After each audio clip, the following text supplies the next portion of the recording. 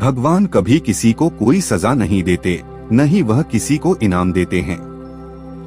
हमें जो दंड या पुरस्कार मिलता है वह सब हमारे अपने कर्मों का परिणाम होता है, और यह परिणाम हमें कुदरत देती है। इस जगत का न्याय निश्चेतन चेतन जड़ है। कुदरत का न्याय ऐसा है कि हमने जो भी कर्म किए हैं उन सभी के परिणाम त्वरित ही आ जाता है। यदि हमने बुरे कर्म किए हो तो दुख भुगतना होगा, और यदि हमने अच्छे कर्म किए हो तो हमें सुख प्राप्त होगा। इस तरह कुदरत का न्याय जगत को नियंत्रित करता है। एक क्षण मात्र के लिए भी यह जगत नियम के बाहर गया नहीं। भगवान के लिए सही या गलत, अच्छा या बुरा जैसी कोई चीज नहीं है, क्योंकि भगवान किसी भी चीज में किसी भी हस्तक्षेप नहीं करते हैं। हालांकि भगवान को सर्व सत्ताधीश मानना जो हमें दंड देते हैं जब हम दोषी होते हैं, ऐसे में हम भगवान के प्रति डर से जी रहे हैं। भगवान से डरने के बजाय हमें हमारी गलतियों से डरना चाहिए, जिसकी वजह से हमें दुख और सजा भुगतनी पड़ती है। इस कहानी के माध्यम मात्र से आपको यह समझ आ जाएगा कि हमारे कर्मों की वास्तविकता क्या है। नमस्कार साथियों, बुद्ध भाव चैनल पर आपका स्वागत है। चलिए शुरू करते हैं आज की प्रस्तुति। एक समय की बात है, एक नगर में रामू नाम का एक युवक रहता था। पेशे से रामू एक किसान था और उसके कुछ बीघे जमीन भी थी। उस जमीन पर जो फसल उगती थी उससे उसके परिवार का गुजर बसर हो जाता था। जिस साल फसल अच्छी हो जाती थी वह साल रामू के लिए खुशी का साल होता था, लेकिन जिस साल फसल अच्छी नहीं होती थी उस साल उसके परिवार को बड़ी ही दिक्कतों का सामना करना पड़ता था। समय अपनी रफ्तार से आगे बढ़ रहा था और रामू अपनी जमीन पर पैदावार बढ़ाने के लिए हर संभव प्रयास करता रहता था। लेकिन रामू का एक पड़ोसी था, उसके पास कुछ गायें थी और गायों की कुछ बछड़े। उसका पड़ोसी पेशे से एक ग्वाला था। अपनी गायों का दूध घर घर बेचकर अपना गुजर बसर किया करता था, लेकिन उसकी एक समस्या थी, वह गायों से दूध तो निकालता था, लेकिन जब बात उनको खिलाने पिलाने की आती, चारा डालने की आती है, तो वह अपनी गायों को खुला छोड़ देता था, क्योंकि उसे पता था कि गाय दूसरों के खेतों में जाकर अपना पेट भर के वापस उसी के पास आ जाएंगी। उसका काम सिर्फ गया उसे दूध निकालने का था, उनकी देखभाल का जिम्मा वह लेना ही नहीं चाहता था। उसकी वजह से बहुत से लोग उसे ताना भी दे देते, क्योंकि गाय उनके खेतों में घुसती थी तो फसलों को बड़ा नुकसान होता था। उसे शिकायत करते कि जब तुम दूध निकालते हो तो उनको चारा क्यों नहीं डालते, क्या हमारी फसल बर्बाद करने के लिए उसे खुला छोड़ देते हो। इस पर वह कहता कि मैं गायों को पूरे दिन बांध के नहीं रख सकता, उनको खुला भी छोड़ना चाहिए। गाय हमारी माँ होती है, अगर तुम्हारी फसल खराब होती है तो तुम अपनी फसलों की निगरानी रखो, मैं कौन सा तुम्हारे खेत में गायों को छोड़ने जाता हूँ। इस प्रकार अपनी बात को ऊपर रखते हुए दूसरों को नजरअंदाज कर देता था। एक दिन सुबह सुबह जब रामू अपने खेतों में गया तो उसने पाया कि रात में गाय उसकी खेती बहुत सी फसल खराब कर गई। खेत में उसने गाय की पैरों के निशान देखे, लेकिन अब उसको यकीन हो गया था कि यह गाय उसके पड़ोसी की ही है। इसलिए उसने सोचा कि अपने पड़ोसी को इसके लिए शिकायत करेगा, लेकिन तभी उसे याद आया कि पड़ोसी को शिकायत करने का कोई फायदा नहीं, क्योंकि वह उसकी बात को मानेगा नहीं। और आखिरकार उसने फैसला किया कि रात में वह अपनी फसल की देखभाल खेत में ही अपनी झोपड़ी में रहकर करेगा। उसने घर आकर अपनी पत्नी को अपना विचार बताया कि आज रात से वह खेतों में ही सोया करेगा। इस पर उसकी पत्नी ने भी सहमति जताई, क्योंकि उसे पता था फसल अच्छी नहीं होगी तो फिर से खाने लाले पड़ जाएंगे। उसी रात को रामू अपना खाना पीना खाकर अपनी लाठी को तैयार करके अपनी झोपड़ी की तरफ निकलता है। आज उसने फैसला कर लिया था कि आज से जब तक फसल नहीं कटती वह खेतों में ही अपनी फसल की देखभाल क्या करेगा, लेकिन उसके मन में असमंजस की स्थिति थी। उसने सोचा कि अगर गाय मेरी फसल खाने के लिए आती है तो मैं उसे लाठी से तो मार नहीं सकता। बचपन से उसके संस्कारों से ऐसी मान्यता है कि गाय उसकी माँ समान है और माँ पर लाठी कैसे चला सकता हूँ। तो यहाँ पर असमंजस की स्थिति खड़ी हो गई। उसने सोचा कि मैं गाय को लाठी मारने के बजाय ऐसे ही हाथ से भगा दिया करूंगा। गाय वैसे ही भगाने से बाहर चली जाएगी, लेकिन रात में जब गाय फसल खाने के लिए उसके खेत में पहुंची, तो उसने खेत से बाहर भागने का बहुत प्रयास किया, परंतु गाय कभी इस कोने पर तो कभी उस कोने पर पहुंच जाती है, लेकिन गाय उस खेत से बाहर निकलने का नाम ही नहीं ले रही थी। इससे रामू की झल्लाहट बढ़ती जा रही थी। अपने गुस्सा की वजह से खुद से बेकाबू होता जा रहा था और आखिरकार वह घड़ी भी आ गई जब वह अपने सारे संस्कार भूल गया। और जब आदमी गुस्से से भर जाता है तो उसका विवेक, उसकी बुद्धिमानी, उसकी सोच सब कुछ खत्म हो जाती है। ऐसे ही कुछ उसके साथ हुआ। वह भूल चुका था कि उसके संस्कार क्या है और आखिरकार उसने लाठी उठाकर उस गाय को पीटना शुरू कर दिया। इससे गाय खेत से बाहर भागने की कोशिश करने लगी। बाहर भागने की कोशिश में वह गाय एक जगह पानी में पड़कर उस जमीन पर गिर गई और जहां पर वह गाय गिरती है वहीं जमीन पर एक बड़ा सा पत्थर भी पड़ा हुआ था, जिसके कारण उस गाय की उस पत्थर पर गिरने की वजह से वहीं पर मौत हो गई। यह घटना होने के बाद रामू का गुस्सा एकदम ठंडा हो गया। उसको एहसास हुआ कि उसे इतनी बड़ी गलती हो गई। वह कुछ सोच नहीं पा रहा था कि उसे क्या करना चाहिए। क्या उससे कोई पाप हो गया है? उसे ऐसा नहीं करना चाहिए था। इस सोच विचार में वह पूरी रात सो नहीं पाया, क्योंकि उसके सामने वह गाय तड़पती रही। उसने उसका इलाज करने की भी कोशिश की, लेकिन रात में न तो उसे कोई चिकित्सक मिल सकता था और न ही मदद के लिए आसपास मौजूद था, क्योंकि उसका खेत गांव से बहुत दूर था। वह पूरी रात उस मृत गाय के सामने बैठा रहा। उसका दिल उसको बार बार टिका रहा था। खुद से कह रहा था कि तुमने कितना बड़ा पाप कर दिया है, इसका प्रायश्चित तुम कैसे करोगे? जैसे ही सुबह हुई तो गांव के कुछ लोग उस तरफ आ पहुंचे और जब उन्होंने रामू को एक मृत गाय के सामने बैठा देखा तो उन लोगों को पूरी घटना समझते देर नहीं लगी और नंदू ने उनके सामने माफी मांगते हुए कहा कि उससे बहुत बड़ा पाप हो गया है। इसके बाद गांव में पंचायत रखी जाती है और जिस ग्वाले की वह गाय थी, अर्थात रामू का पड़ोसी, उसने पंचायत से न्याय की मांग की। यहाँ पर पंचायत को फैसला करने में कुछ ज्यादा तकलीफ नहीं हुई, क्योंकि रामू यहाँ खुद अपने आप को दोषी मानकर बैठा हुआ था। तब पंचायत ने फैसला सुनाया कि जब तक रामू इस पाप से मुक्ति नहीं लेता तब तक वह इस गांव में वापस नहीं आ सकता। इस पर रामू ने पंचायत से पूछा कि वह अपने इस पाप को किस तरह धो सकता है। तब पंचायत ने बताया कि तुम 4 धाम की यात्रा करके तब इस गांव में आना और उसके बाद तुम्हारा पाप धुल जाएगा। लेकिन अब भी रामू की आंखों के सामने गाय का वह तड़पता हुआ चेहरा घूम रहा था। उसके मन में चल रहा था कि 4 धाम जाने के बाद क्या उसका यह पाप किस तरह धुल जाएगा? क्या उस गाय की जिंदगी वापस आ जाएगी? क्या वह दर्द मेरी आंखों के सामने से हट जाएगा? लेकिन फिर भी उनकी बात मानते हुए वह 4 धाम की यात्रा के लिए निकल पड़ता है। यह उस समय की बात है जब कोई यात्री वाहन नहीं हुआ करते थे। तब इंसान को पैदल ही चलना पड़ता था या फिर घोड़ा गाड़ी या खुद की गाड़ी पर जाना होता था। यह यात्रा बहुत लंबी होने वाली थी, शायद उसे कई वर्ष लग जाते हैं वापस लौटने में। लेकिन फिर भी रामू अपने पाप को धोना चाहता था। लेकिन उसके मन में एक सवाल अभी भी चल रहा था कि इस पाप का भागीदार जितना वह है उससे कहीं ज्यादा भागीदार वह ग्वाला है जो अपनी गाय को दूध निकालकर यूं ही दूसरों की फसल चरने के लिए छोड़ देता था।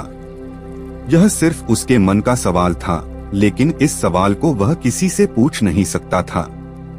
जब वह अपने घर से 4 धाम की यात्रा के लिए निकल रहा था तो उसकी पत्नी ने उसके साथ चलने के लिए आग्रह किया, लेकिन उसने अपनी पत्नी को वहीं पर रहकर अपने खेतों की देखभाल और बच्चों की देखभाल करने के लिए कहा और वह अकेला ही अपने पाप को धोने के लिए उस गांव से निकल पड़ता है। एक धाम से दूसरे धाम और दूसरी धाम से तीसरे धाम, इस प्रकार चलते चलते रामू को बहुत वक्त हो गया। कई साल बीत गए थे, लेकिन रामू अब भी अपने आप को दोषी मान रहा था। उसके मन में उस गाय का वह चेहरा घूम रहा था। इसी क्रम में जब वह अपने तीसरे धाम की यात्रा पर जा रहा था तो उस यात्रा के बीच में एक जंगल पड़ता था और उस जंगल को पार करते हुए वह धाम था। जब रामू उस जंगल को पार कर रहा था तो उसे जंगल में एक भिक्षु दिखाई पड़ता है। उसे बड़ा ही आश्चर्य हुआ क्योंकि वहाँ आसपास कोई भी मनुष्य दिखाई नहीं दे रहा था। कई कई मीलों तक किसी इंसान की कोई बस्ती वहाँ पर नहीं थी और इस जंगल के बीच में एक अकेला भिक्षु क्या कर रहा था। इससे उसकी जिज्ञासा और ज्यादा बढ़ गई और वह अपनी जिज्ञासा को शांत करने उस वृक्ष के पास उस कुटिया में पहुंच जाता है। जब रामू उस कुटिया में पहुंच जाता है उस वक्त वह भिक्षु ध्यान में लीन था। लेकिन जैसे ही रामू ने उस कुटिया में प्रवेश किया वैसे ही भिक्षु ध्यान से बाहर आ गया।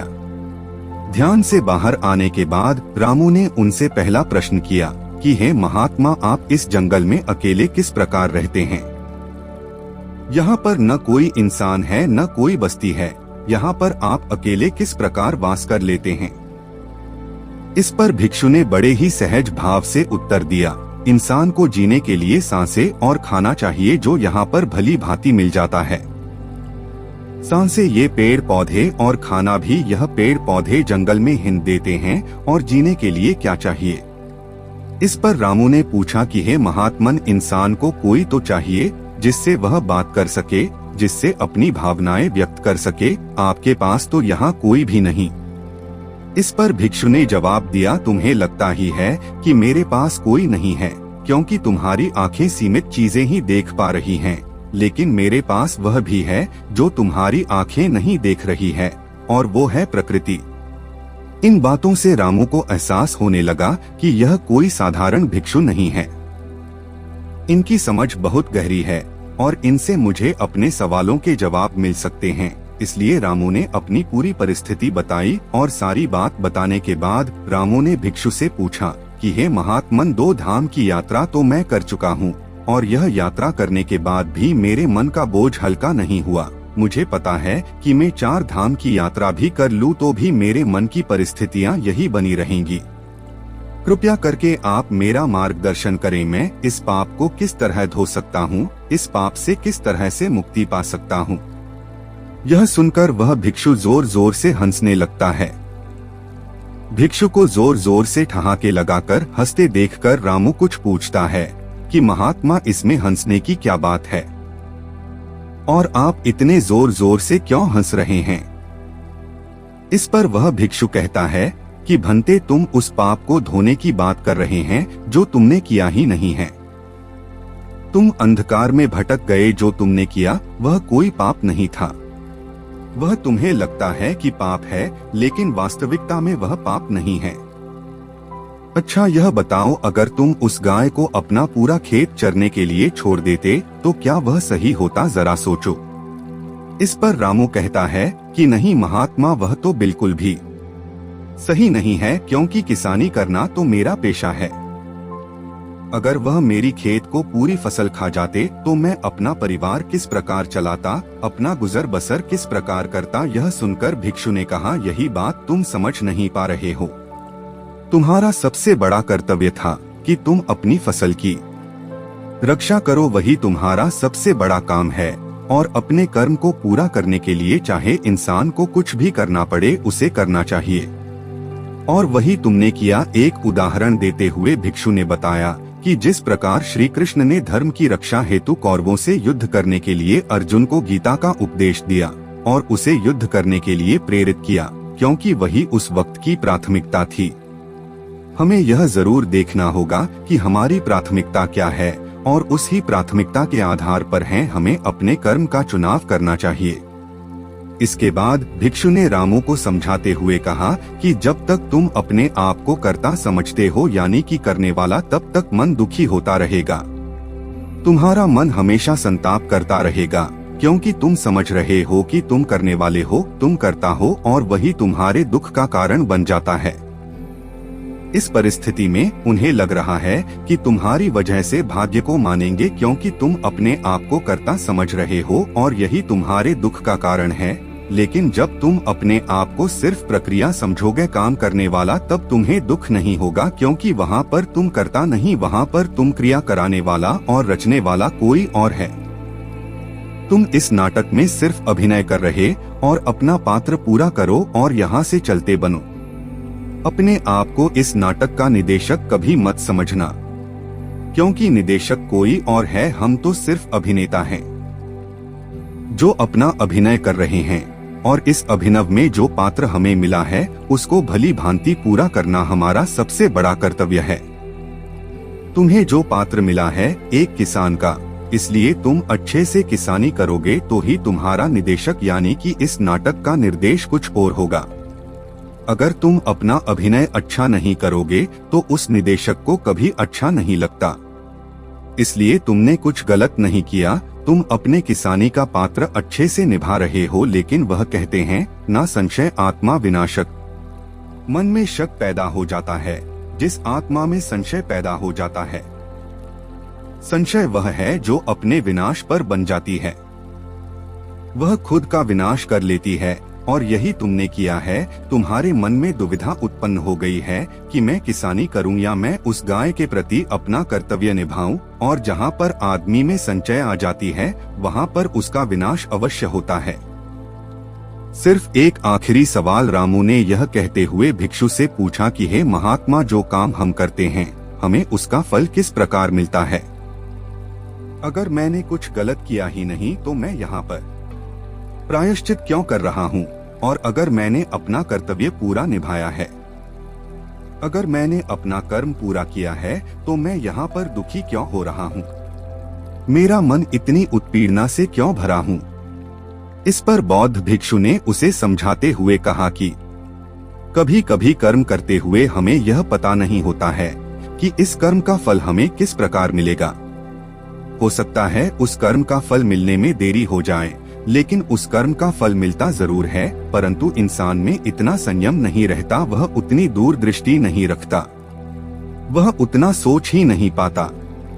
उसे तो अपने कर्मों का फल उसी क्षण चाहिए। वह तो यह चाहता है जैसे ही मैं अपना कर्म कर रहा हूँ वैसे ही मुझे इसका फल भी प्राप्त हो जाए। जिंदगी किसी पैमाने पर नहीं होती है। कोई भी विद्यार्थी मेहनत करता है, कई साल बाद उसे उस विद्या का परिणाम प्राप्त होता है। अगर कोई विद्यार्थी यह सोच आज मैं पूरी पुस्तक पढ़ लेता हूँ, कल ही परीक्षा में बैठ जाऊंगा, तो ऐसा हो ही नहीं सकता। उसे साल के अनुसार अभ्यास करना पड़ता है, और उस अभ्यास का फल उसे कब मिलेगा यह पता भी नहीं रहता है। लेकिन फिर भी इंसान यह समझता नहीं है और हमेशा अंधकार में भटकता रहता है। अपनी बात खत्म करते हुए भिक्षु ने कहा कि तुम अब अपने गांव लौट जाओ, तुम्हें 4 धाम की यात्रा करने की कोई जरूरत नहीं। तुम अच्छे से अपने गांव में जाकर कर्म करो और वहां पर अपने परिवार की देखभाल करो। यही तुम्हारा अभिनय है और यही तुम्हारा पात्र है जो तुम्हें इस जीवन में निभाना है। यह सुनकर रामू कहता है, लेकिन महात्मा पंचायत ने मुझे दोषी पाया और जब तक मैं अपनी सजा पूरी नहीं कर लेता, अर्थात अपना पाप नहीं धो लेता, तब तक मैं कैसे वहां जा सकता हूँ? यह तो धोखा होगा, छल होगा, इसका परिणाम मुझे बाद में भोगना होगा। इस पर वह भिक्षु कहता है कि तुम एक बार अपने गांव में जाओ, वहां की परिस्थिति में अब बहुत कुछ बदल चुका है। वह गांव अब वैसा नहीं रहा होगा जैसा कि तुम छोड़कर आए थे, क्योंकि तुम अपने कर्म अच्छे से कर रहे थे और उन कर्मों के परिणाम वहां पर तुम्हारे परिवार को मिलने शुरू हो चुके हैं। जाओ, इस चीज को अपनी आंखों से देखो और कर्मों के विधान को भली भांति समझो। यह सुनकर रामू अपनी यात्रा के बीच से ही वापस अपने गांव लौट आता है। गांव में लौटकर वह क्या देखता है कि उसका वह ग्वाला पड़ोसी जो गाय को यूं ही छोड़ देता था, उसके पास एक भी गाय नहीं है, और दूसरी तरफ उसके परिवार के नाम पर गांव में एक गौशाला बनी है, जहां पर गांव के लोग अपनी श्रद्धा से कुछ ना कुछ गाय को खाने के लिए चारा भेंट में देते रहते हैं। यह दृश्य देखकर रामू आश्चर्यचकित रह गया। उसे समझ नहीं आया कि किस प्रकार हुआ। जब उसने लोगों से पूछा यह किस प्रकार हुआ, तो लोगों ने उसे बताया कि तुम्हारे जाने के बाद इस ग्वाले ने अपनी गाय रात में छोड़ना बंद नहीं किया और इसकी गाय दूसरे के खेतों में फसलों को नुकसान पहुंचाती रही, जिससे सभी गांव वाले बहुत परेशान हो गए। और आखिरकार एक दिन पंचायत हुई और पंचायत ने यह निर्णय किया कि रामू से कुछ गलत नहीं हुआ था। अपनी फसल को बचाने के लिए अनजाने में ही उससे गलती हो गई। लेकिन यह गलती नहीं मानी जा सकती है और इसलिए जो गाय ग्वाले ने ही छोड़ रखी थी उन गायों को पकड़कर एक गौशाला बनाई गई और वह गौशाला रामू के परिवार के नाम कर देंगे, क्योंकि पंचायत को एहसास हुआ रामू को दोषी मानकर उसने बहुत बड़ी गलती की है। इसलिए अपनी गलती को सुधारने के लिए उन्होंने वहां गौशाला तुम्हारे परिवार के नाम कर दी। यह दृश्य देखकर रामू को उस भिक्षु की बात याद आ गई।